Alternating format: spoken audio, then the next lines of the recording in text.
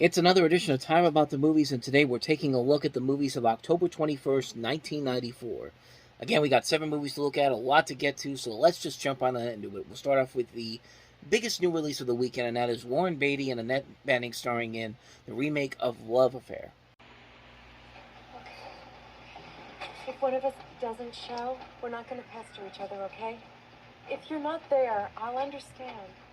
I'll be there. And if you're not, I'll understand. I'll be there.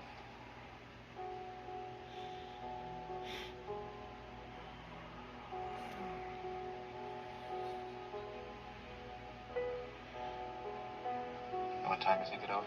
Do you want time to think it over? Absolutely not.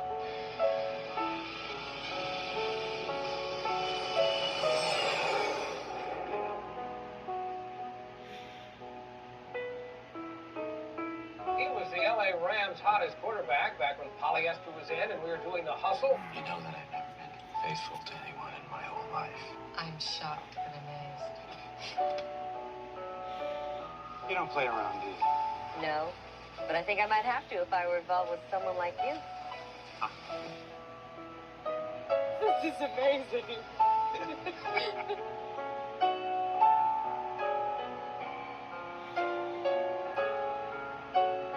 What is the deal with you? I want to simplify my life. Is that so hard to understand? Well, I understand it when it comes to my life, but this is your life. You have a great life. I love your life. I hope you don't feel awkward about being here with Michael when he's engaged. I'm engaged myself. Is it 30, 35? He's young.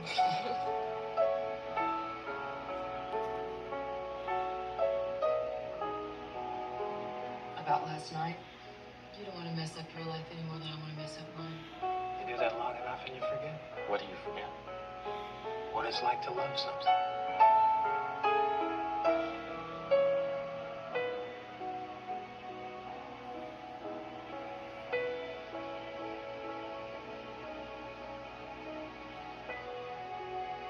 Notice how I almost said Love Story, but this is not the remake of Love Story. Actually, considering how remake crazy Hollywood gets, I'm actually surprised that we haven't gotten the remake of Love Story yet. Now that I've said it, it's coming, so I guess brace yourself for that. But no, this is the remake of Love Affair, based off of a 1939 movie. I'm not too familiar with it. I can't remember who stars in it, actually, but that's what this is. This is a modern-day remake version of it with Warren Beatty and Annette Bening, who, of course, at the time, were a real-life couple. And most notably, they met on Bugsy, and Warren Beatty was, for the longest time, a single man. Then he met as kind of a bachelor, and then he meets Annette Bening on the set of Bugsy, and they eventually get together in the end. And this is one of those examples of a movie where you probably don't want to work with your spouse on screen. It has not worked very well for a number of people. Sometimes you get something good, sometimes not so, but more times not as much. But this movie was not very good. I mean, even if you haven't seen the original film, this one is just way too sappy for its own good. The story isn't really all that engaging whatsoever. There's nothing really interesting that's happening here. And surprisingly, the chemistry between Beatty and Bening doesn't work well here like it did in Bugsy. Like in Bugsy, it actually works better, but here it just doesn't really feel legitimate. It doesn't feel like it makes any purpose to the story. The cast overall, the supporting cast overall is okay here. You got Gary Shandling, Pierce Brosnan, Kate Capshaw, Paul Mazursky, Brenda Vaccaro, Katharine Hepburn in one of her final film roles. I mean, it's the only movie you'll ever hear her say the F word, so I guess that's something to say about it. But let me put it this way. If The Critic does a better joke about this, which is one of their more underrated jokes, that probably should tell you everything you need to know about how bad this movie is. And just for the heck of it, here's the clip. The nominees for Best Special Effects are Love Affair, for making Warren Beatty look like a young man. That's me up there. That right there is the most memorable thing you could say about Love Affair. So that should really tell you a whole lot about this movie. But so that's Love Affair. Let's move on to the next movie, which also isn't as memorable. It's Donald Sutherland starring in the horror thriller The Puppet Masters. And see if you can guess what this movie is basically being. An unexpected guest has arrived. Something unusual was reported entering our atmosphere last night. And soon, everyone's life will be transformed. Because this guest isn't just visiting. Still moving. What the hell is that? A visitor, I presume. It's looking for a home. The probe penetrates the brain while these hooks lock into the spinal column. Using us like puppets? For being manipulated. They're capable of transmitting not just intelligence, but memory. We're only human after all. Stop them! Secure the building. Security! 1 day, 4,000. 2 days, 16,000. In 2 weeks, there would be More than 250 billion. You can't move unless they let you. We've lost a town, now we've lost an army. Daddy? They're using children. Cannot think of them any longer as children. You can't scream until they make you. I warned you. You can't escape when the enemy is within you. All I know is really you. If it's not, you know what to do. Donald Sutherland. Get it off him! Get it off! The Puppet Masters. It's another ripoff of Invasion of the Body Snatchers, which Donald Sutherland was in the 70s version of Invasion of the Body Snatchers, and we even had another Body Snatchers remake in this year in 1994, which was a whole lot better, but this is pretty much that movie. I mean, it's pretty much the exact same thing, and it doesn't help that there was studio interference, and that's basically what happened here. The original scriptwriters wanted to do something more faithful to the original story that this is based off of, by, who's the guy that, look at the name here, Robert A. Heinlein. And they wanted to do something that was more faithful to his story, but Disney wanted to do an adaptation that they could sell. So they basically just said, let's just make a diet version of Invasion of the Body Snatchers. Because, like I said, that's pretty much what it is. It's just like, it really it takes a lot of the original story plot. Like, it takes out elements of the novel, while portions of the film, I mean, it basically kind of follows the same plot as the story, but at the same time, they take out critical elements of that novel, and in the end, like I said, it's just Invasion of the Body Snatchers and not a very good version. I mean, they fill it with some notable names in here. Besides Sutherland, you have Julie Warner, Keith David, Will Patton, Richard Belzer's in here, Gary Bauman, Uncle Frank from Home Alone, Yaphet Kotto's in here, and yeah, you can get these names in here, but unfortunately, if you don't have anything to do to make it stand out on its own, then what's the point? What's the point of making this movie except to make a quick buck and not even try? It's just like, yeah, I really don't understand what they were thinking here. It's like, it's just a knockoff of Invasion of the Body Snatchers. And again, 1994 had a much better Body Snatchers movie than this, and that was Body Snatchers, the one with the one by Abel Ferrara that came out early in the year. And yeah, this doesn't do any favors for it. It's unfortunately not. It doesn't work at all. It's just, like I said, it's just a knockoff of Body Snatchers, and it's not a very good knockoff. So let's get away from that one. Let's move on to the next movie, and that is the George Lucas-produced Radioland Murders.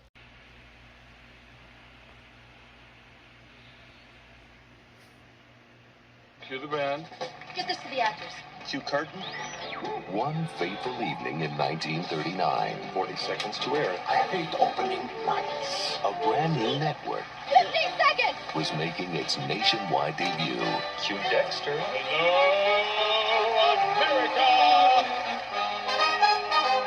We've got a show, people. When suddenly, There will be no dead air on this network. the drama came off the air and into our living rooms I have a bad feeling about this. as millions of listeners became witnesses to murder. Call the police. I want a cop stationed at every exit of the studio. Now, the cast and crew of WBN It's he. The killer. Shoot a kill. have to control the chaos I don't know what you know that I know, but I do know that you don't know what you think you know. Oh, no! prove their innocence. Come on, kids. Spill the beans. Are you completely out of your mind? I didn't kill anybody, but I'm very close to figuring out who did. And keep from becoming the killer's next victim. Somebody else died in Radioland tonight. Nobody enters my dressing room uninvited. What the hell do you think that star means? You're Jewish? Universal Pictures and George Lucas invite you to exercise your imagination Easy for you to say. in a funny, magical, musical mystery. I've got it! Is it contagious? Radioland Murders, starring Mary Stuart Masterson, Brian Benben, Ned Beatty, Michael McKean, and Christopher Lloyd. He's dying in there. We gotta break the glass. Use your gun. Right. Radioland Murders, directed by Mel Smith. Again, this is one of those trailers, kind of like what we saw the week before with Exit to Eden, where you don't really know what kind of a movie they're trying to sell you. I mean, this whole movie is basically being sold on the fact that George Lucas is heavily involved in this. He was not only one of the producers, he co-wrote the story for this. In fact, William Hyuk and Gloria Katz, who wrote Howard the Duck and also worked on some other Lucas projects, also were involved in this movie. It's got a really good cast involved. I mean, you got Brian Benben from Dream On, which the director of this, Mel Smith, actually directed an episode of Dream On. Mary Stuart Masterson, Michael Lerner, Ned Beatty, Michael McKean, Bobcat Goldthwait, Jeffrey Tambor, Christopher Lloyd, Billy Barty, Rosemary Clooney, the last film appearance of George Burns. I mean, this should have something there to really make it work, and it sounds like a pretty good idea, but the trailer just shows you everything that's wrong with it. It doesn't know what kind of a movie it wants to be. Like, does it want to be a screwball comedy? Does it want to be a period piece film? It's like it's trying to sell itself way too much. And Universal, and again, I think Universal got involved in this. This is another movie that I think was dealt with studio interference because they wanted to update the script for the MTV generation, which, how are you supposed to update a script that takes place in the 1930s and the 40s for the MTV generation? It just doesn't make any sense whatsoever. And sadly, the movie just doesn't work on those levels. The comedy isn't funny. It doesn't know what kind of a movie it wants to be. It doesn't know what kind of a story it wants to tell. It can look very nice. It can look like a period piece film, but again, there's just no real motivation of what's going on. The cast isn't working well together. The film is just an overall mess of a film that just has so many good ideas for it, but it just can't decide on what kind of a film it wants to be. Like, what does it want to sell us in the end? And movies like there are movies like this that are very similar but do their job a whole lot better. We've talked about them before in the past, like the Hudsucker Proxy, which came out earlier in the year, which I still think is a great film, and Brain Donors, a very underrated film from a couple years ago. But sadly, this movie just doesn't have anything of merit to it. It's one of those movies that was only sold mostly because of the fact that George Lucas had his name on it. It's kind of like Red Tails, that movie that came out 10 years ago where they had Bryan Cranston and Cuba Gooding Jr. and they were going to do this film about the Tuskegee. Was that the one about the Tuskegee Airmen? See, I can't even remember because it was so long ago since I saw it, and I don't remember it being that good. But they only sold that movie because George Lucas's name was attached to it as the producer, and not everything. It just goes to show you that not everything that Lucas had his hands on was a success, and we've seen a number of those over the course of the few decades since Star Wars, the original Star Wars series ended, and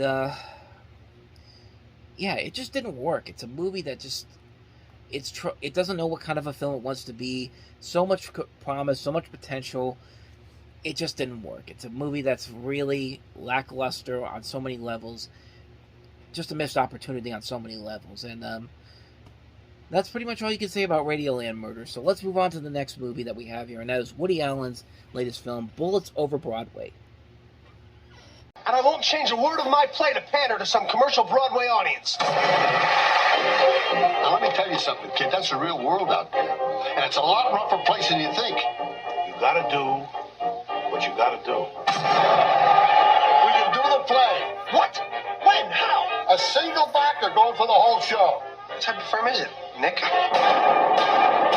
So don't stick your nose in other people's business and it won't get broken.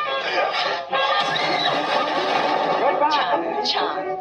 She's a great little actress, you know. She used to wiggle at this joint in Hoboken, you know. Pick up quarters off the table house with her. I'm a whore! I have a confession to make. Alan. No, don't speak. Don't speak. Don't speak. No, silence. Be or not to be. That's That's the way it goes. The play's in trouble. I don't understand the character here. Just do the line, Al. No! You don't write like people talk. Shut up and read. Shut up. You shut up and read. No, don't speak. Don't speak. The monkey glands are working. You're having an affair with Helen Sinclair. What? You're wrapped with guilt. I'm wrapped with guilt. Are you trying to make my part smaller? You get some new lines or I'll nail your kneecaps to the dance floor. Be silent. Don't speak. I think maybe I'll go and check into a sanitarium and get the help that I need. And we'll talk later because it's been good. So tell me, you still think the world revolves around you? I don't think her spinal cord touches her brain. Now, here's a period piece comedy that actually does work and has a star-studded cast to it. You've got Jim Broadbent, John Cusack, Diane Wiest, who won an Academy Award for this, Chas Palminteri, Jennifer Tilly, Harvey Fierstein, Mary Louise Parker, Rob Reiner, Tracy Ullman. Just a great cast overall. And it did everything right that I think Radioland Murders did wrong. It was a movie that feels like... That was a movie that felt like they were trying to sell you something that... They didn't know what kind of a film they wanted to sell you on, but this movie right away knows what it wants to sell you. It wants to sell you a period piece film written by Woody Allen, directed by Woody Allen, and it's definitely right up to what you expect from Woody Allen's work. It's a very good film, strong cast overall, very funny stuff. It's one of his most memorable films that came out at this time, and it was actually kind of part of a renaissance for him, because the last couple of movies he made were not big successes. We're talking about stuff like Alice, Shadows and Fog, Husbands and Wives, Manhattan Murder Mystery.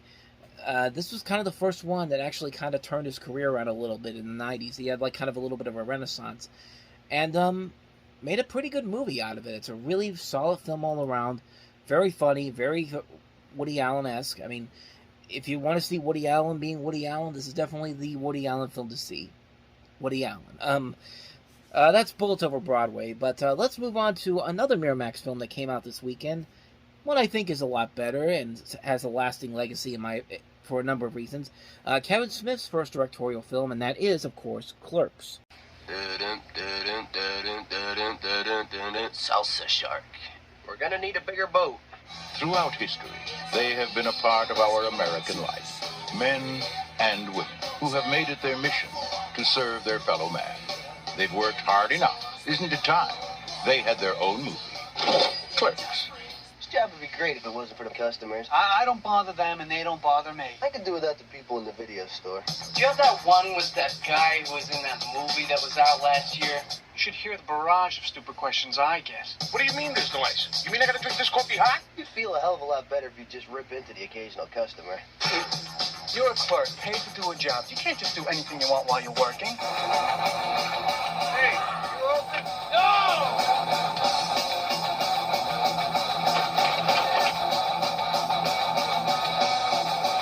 What kind of convenience store do you run here? Miramax Films presents You think anybody can see us down here? Why? Do you want to have sex or something? Can we? Clerks. Just because they serve you doesn't mean they like you. You hate people. But I love gatherings. Isn't it ironic? Featuring new music by Soul Asylum, Corrosion of Conformity, Bad Religion, The Jesus Listen, and music by Alice in Chains.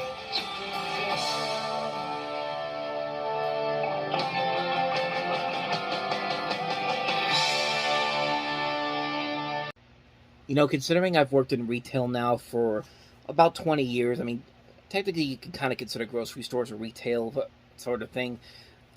I've related to this movie more and more than I've seen it. I saw this just the year before I got my first job at the grocery store that I work at, and it's amazing how much that this movie has held up over so many years, and that's kind of the charm of this movie. It just works on so many levels because it's a simple premise that leads to a ton of great laughs and enjoyment all around. You basically just have two guys working in a convenience store, and here's all the misadventures they go through during the course of the day. And that's really the beauty of the movie. Kevin Smith manages to direct a film that has so many over-the-top moments that can happen at a store during the day, but can actually happen in real life. Some of the stuff this movie gets away with is so spot on and so hilarious, and I've seen it right in front of my face when I've worked at the place that I've worked at in the last couple of decades. And Yeah, it definitely shows in this movie that how much I can relate to it. The chemistry between Brian O'Halloran and Jeff Anderson as Dante and Randall just is excellent. You immediately get the sense that they know each other for a long time. They've got this good riff going on between each other, and then you have Jay and Silent Bob, which, yeah, what more can you say about them that hasn't been said already? They're hilarious, and these guys that just stick around the store all the time, sitting outside the store and just like do whatever they need to do. I mean, like I said, this movie has held up well over time. It's a film that is hilarious, very hilarious, extremely funny, well written, well directed, well acted. It's one of the reasons why Kevin Smith became the man that we know him as today. It's the film that launched his career. It's been the thing that's been most notable with him for so many years. It's a great film. It's a fantastic film. It's one of my favorite movies of all time. Can't recommend this one enough. Clerks, haven't seen it. If you haven't seen it, go check it out. With that said, let's move on to the next movie, and that is Louis Malle's adaptation of Vanya on 42nd Street. Little vodka? Not today, no. I can't drink it every day. It's not good for me.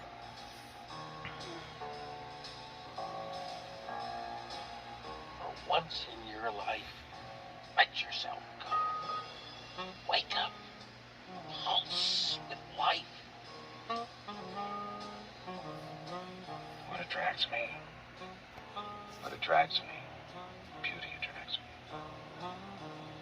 Beauty should be pure. A face, a dress, of the mind. Let me go. Let me... Oh, God.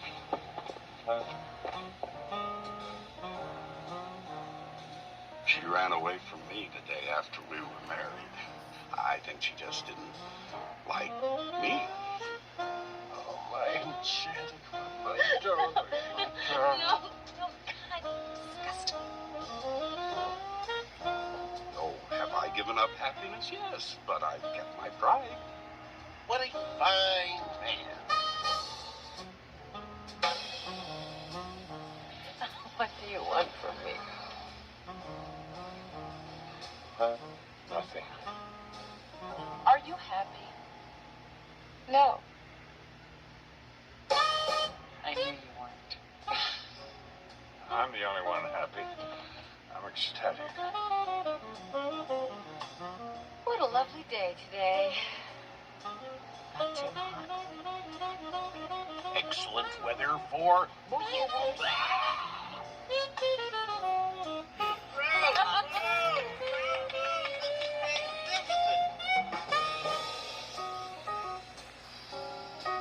Oh, please don't leave me alone with him. He'll talk me to death. I mean, there's just so much there to appreciate. I mean, David Mamet wrote this. Louis Malle directed it. He directed the great film My Dinner with Andre. It's got most of the same people in there. And it's a very intriguing take on this story that we've seen done before. It's basically an intimate interpretive performance of Uncle Vanya. You basically have these actors in New York rehearsing this story in a theater that's dilapidated down, and you have them basically just in this one theater throughout the course of the movie reciting this story, and it just works really well. I mean, Wallace Shawn is great as Vanya. You got Julianne Moore in here playing Yelena. Just a great cast all around. Larry Pine, Brooke Smith, George Gaines. A lot of the people who collaborated with Mal on My Dinner with Andre are in this movie. And it's just a well-made film. It's a film that just is so unique in the way that they portray the story.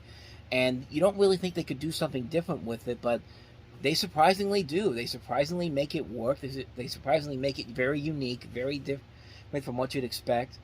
It's a well-made film. It's an astonishing made film, a very underrated version of the story, and I can't recommend it enough. If you haven't seen this movie, definitely check it out. It's not quite My Dinner with Andre good, but this movie definitely works. This is a film that definitely works very well on its own, so definitely check it out if you can. With that said, let's move on to the last movie that we have here, and that is the French film Torment. Oh, c'est pas sa faute. Je sais qu'elle m'aime à sa façon. Seulement, quand ça la prend, c'est n'importe où, n'importe qui, les clients, le garagiste, le barman. Elle est malade. Attends, fais voir un peu, toi. Maintenant, ça vous paraît peut-être dur à croire. Tu vois pas que je t'aime, que je suis ta femme. T'as vu mes yeux? Ils sont pauvres. C'est pour toi que j'ai pleuré, c'est pour toi. Je me disais, qu'est-ce que je vais devenir si elle revient pas? Sans lui, je suis plus rien. Plus rien.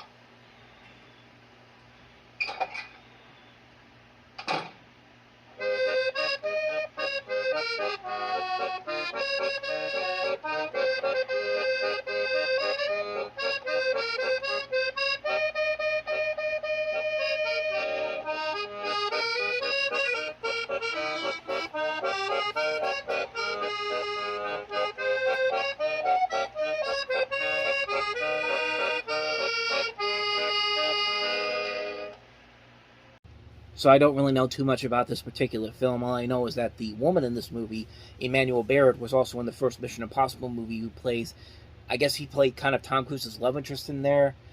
But other than that, though, I really do not know anything about this movie. But I mean, judging by this trailer, it definitely gives this idea that it's one of those movies where you have this married couple, and as their marriage goes on, they slowly but surely begin to split apart, and one person's going to make the other person's life a living hell. In this case, it's the wife in this movie, and that's pretty much all I know about it. But I mean, it looks nice. It looks like a nicely made film. That's not really a whole much more I can add to it because I haven't seen it. But so there you go. But that's Torment, or as it's called, or apparently as it's called in French, Hell. That's literally what it's called here. I'll show you. Right there, you can see. Can you see? Yeah, there you go. Hell. I just did that for nothing. And so on that note, we wrap up another edition of Time About the Movies. We'll end October on the next episode with 6 movies, including Kurt Russell and James Spader and Roland Emmerich's Stargate. We also have The Road to Wellville, Silent Fall, Squanto, A Warrior's Tale, Drop Squad, and also The Last Seduction. So 6 movies to look at on the next episode, and we'll do that on the next time we see each other. But until then, thank you very much for watching, and if you want to see more videos like this, please hit the playlist on the next page, check out the previous episode, and I will see you guys tomorrow for another episode. So thank you guys for watching. I'll see you next time, and until then, take care.